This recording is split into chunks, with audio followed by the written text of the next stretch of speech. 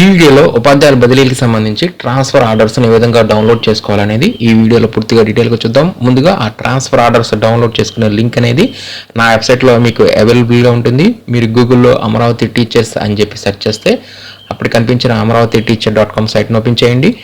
ఈ site open చేయగానే ఇక్కడ మీకు స్టార్టింగ్లోనే న్యూ లింక్స్లో AP teachers transfer orders download link అని చెప్పి ఇక్కడ లింక్ ఉంటుంది. దీని క్లిక్ చేయండి.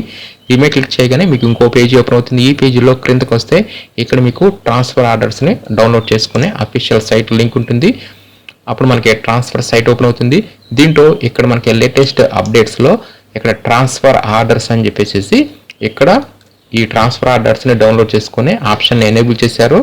దీని క్లిక్ చేయగానే ఇక్కడ టీచర్ ఆథెంటికేషన్ అడుగుతుంది.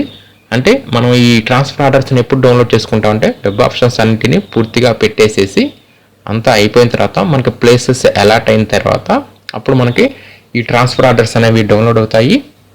కాబట్టి ఇక్కడ ఉపాధ్యాయుల యొక్క treasury ID, date of birth, ఈ వెరిఫికేషన్ కోడ్ ఇచ్చేసేసి గెట్ ఓటీపీ మీద క్లిక్ చేయాలి. నెక్స్ట్ మన యొక్క రిజిస్టర్ మొబైల్కి ఓటీపీ వస్తుంది. ఆ ఓటీపీ ఇవ్వగానే మనకి నెక్స్ట్ ట్రాన్స్ఫర్ ఆర్డర్ని డౌన్లోడ్ చేసుకోవడానికి అక్కడ లింక్ అనేది ఉంటుంది. దాని మీద క్లిక్ చేయగానే మనకి పీడిఎఫ్లో ట్రాన్స్ఫర్ ఆర్డర్ అనేది మనకి డౌన్లోడ్ అవ్వడం జరుగుతుంది. ఈ డౌన్లోడ్ అయిన ఈ ట్రాన్స్ఫర్ ఆర్డర్లో మనం క్రిందకు వస్తే చివరిలో ఇక్కడ అనెక్సర్ ఉంటుంది. ఇక్కడ present working school, transferred school అనేది ఇక్కడ మనకు కనిపిస్తుంది అనమాట. ఈ ట్రాన్స్ఫర్డ్ స్కూల్లోనే ఇప్పుడు ఆ ఉపాధ్యాయులు కొత్తగా మనం ట్రాన్స్ఫర్ అయినట్లు.